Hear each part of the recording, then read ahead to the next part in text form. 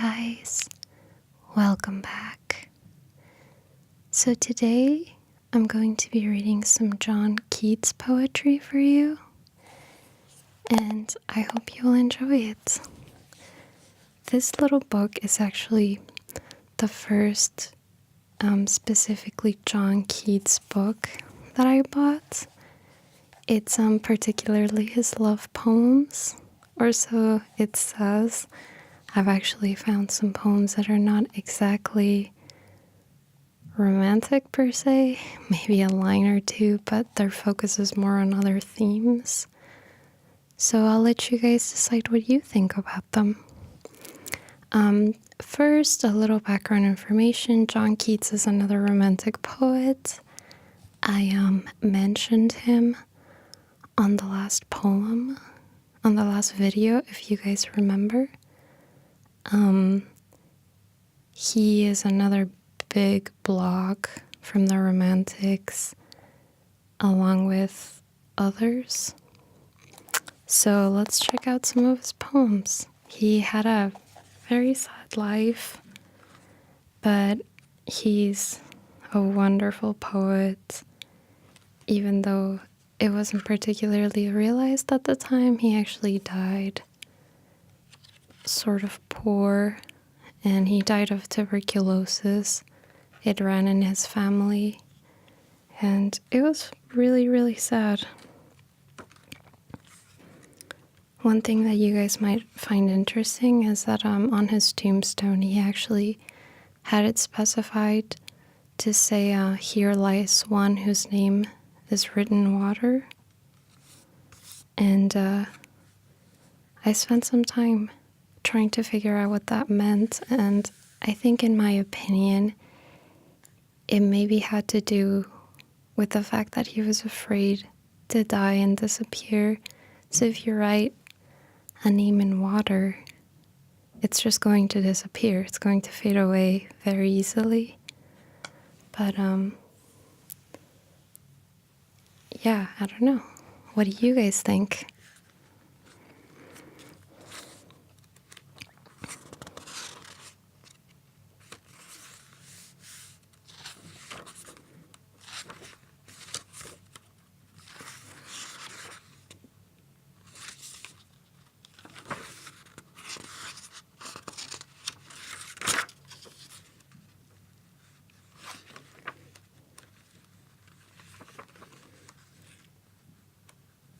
In fact, speaking of that, why don't we talk about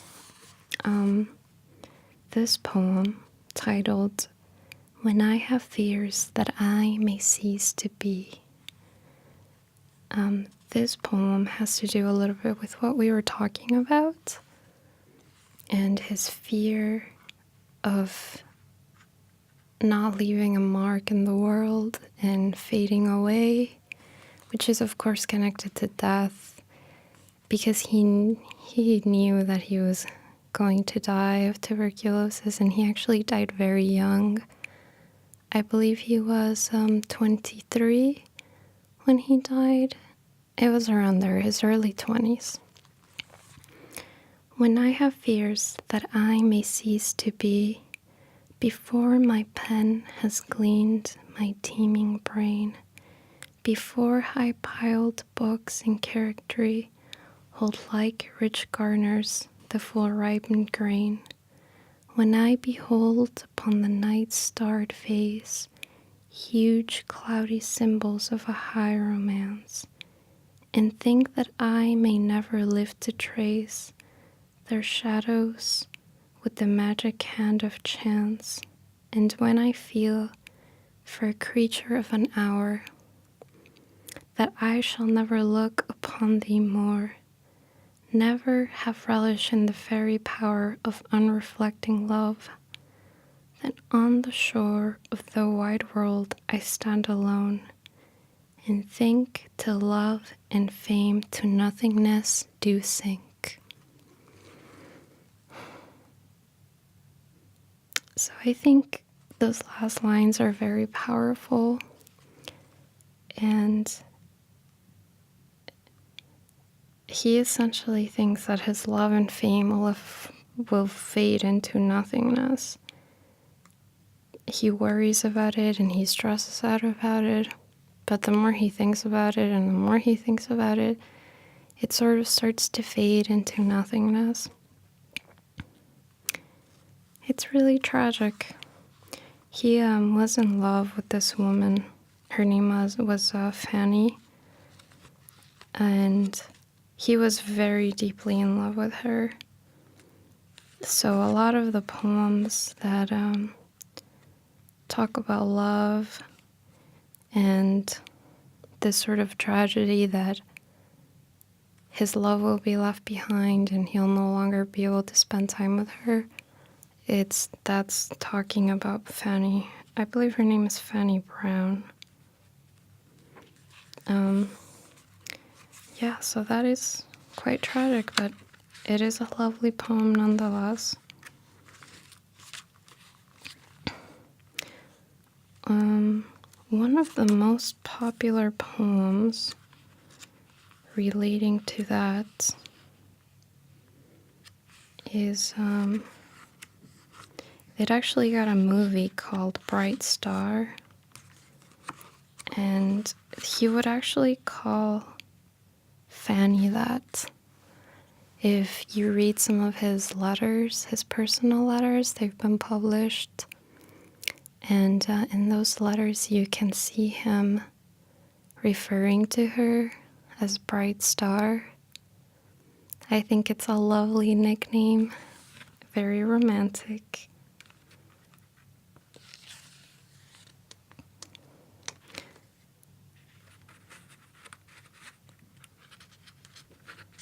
Here is this one. To Fanny. Physician nature, let my spirit blood, O ease my heart of verse and let me rest. Throw me upon thy tripod till the flood of stifling numbers ebbs from my full breast.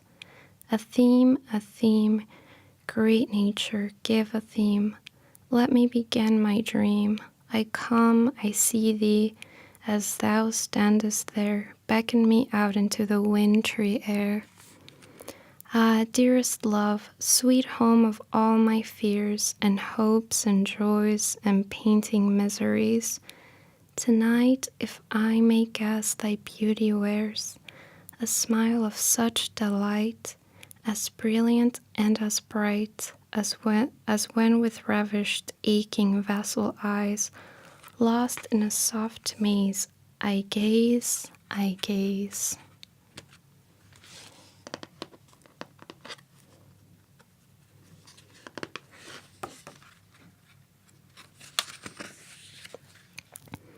Who now with greedy looks eats up my feast? What stare-out faces now my silver moon? Ah, keep that hand unravished at the least. Let the amors burn, but prithee do not turn the current of your heart from me so soon. Oh, save in charity the quickest pulse for me.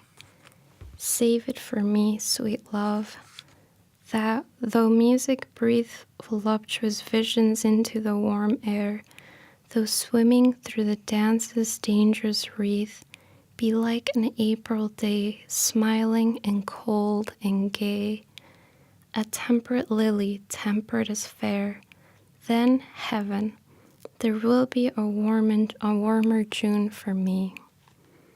Why, this, you'll say, my Fanny, is not true. Put your soft hand upon your snowy side, where the heart beats, confess 'tis nothing new.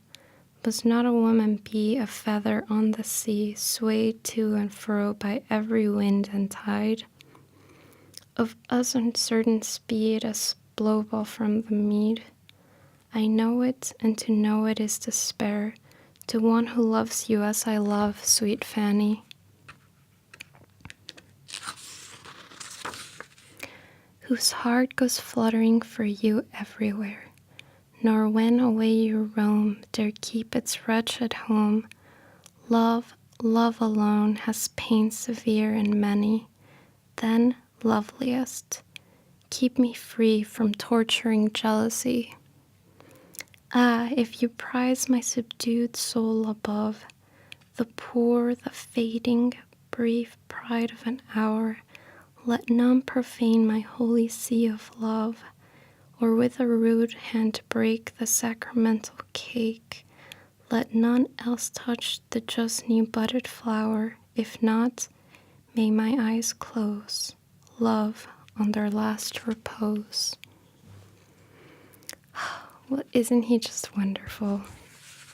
I think he writes such beautiful poetry, or he did. And here is a picture. It's a deathbed sketch of Keats by Joseph Severn. You guys may not be able to see it very well. I'm not totally sure.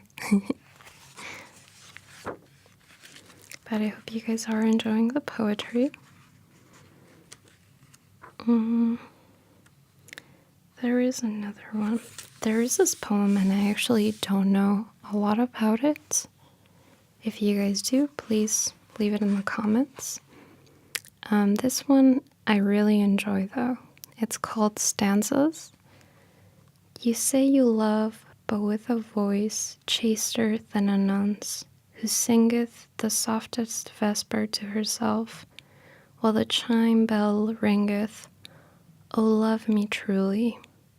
You say you love, but with a smile cold as sunrise in September, as you were St. Cupid's nun and kept his weeks of ember. O love me truly.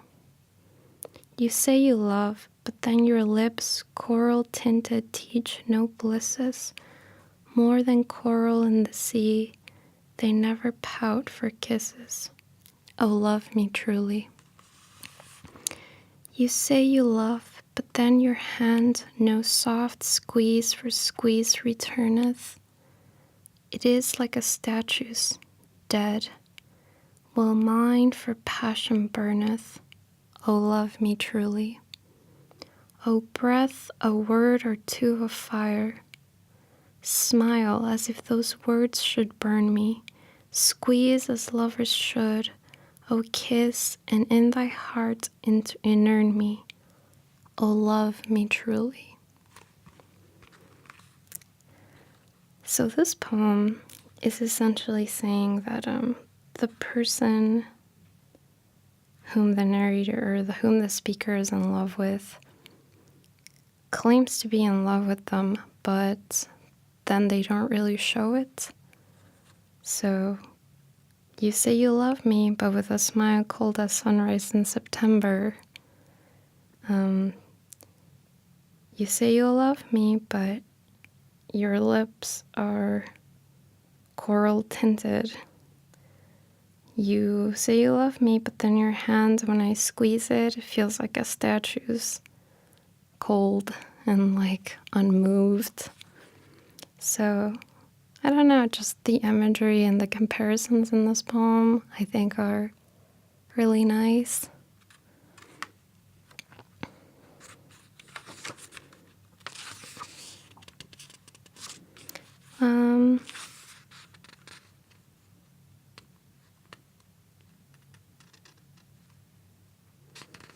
I guess lastly, I think I'll read you guys one more poem. I think I should have enough time, hopefully. I'm not sure which one I like better of these.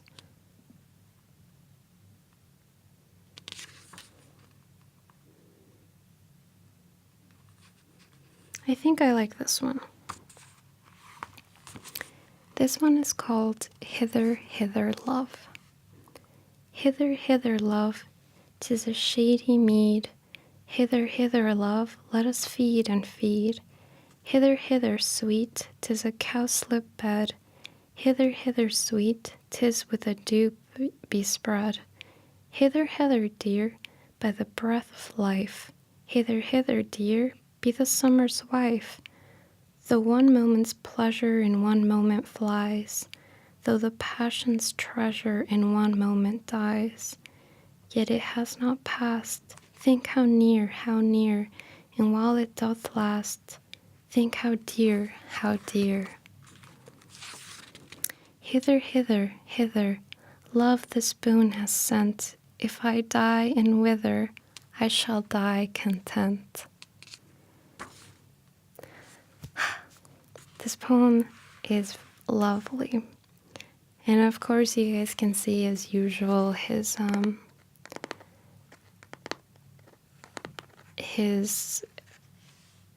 constant worry about death. But in this poem, it does not take such a negative outlook. So like, he knows he's going to die and he's still sort of worried about it. It's in his mind as usual. But he says, like, it's such a dear moment to be able to spend time with her. It flies away quickly, the moments that he spends with her. But while it lasts, it's such a treasure. And if he does die and if he does wither, he'll die content. I hope you guys have enjoyed these poems. I'll show you the book that I've been reading from. So the book is called The Love Poems of John Keats in Praise of Beauty, selected and with an introduction by David Stanford Burr. And this is John Keats, in case you guys didn't know what he looked like. He died fairly young, so there are not a lot of images of him. He was also fairly short, I believe. I think he was around my height, if I'm not wrong. Maybe a little bit shorter than me, actually. I'm 5'4", so I think he was a little bit shorter. The book originally had a cover, but I thought it looked better without the cover. I don't know. I like hardcover books. I think they look really dainty and cute when they're small. Alright guys, well, that's it for this video. I hope you've enjoyed it.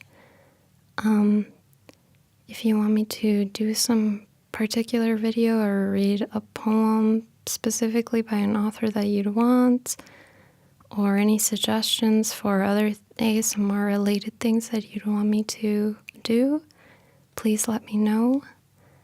As you can see, I've upgraded in quality. I'm actually coming down to my public library to record these videos because my camera clearly had terrible quality and it constantly kept turning off last time, so hopefully this is a big upgrade.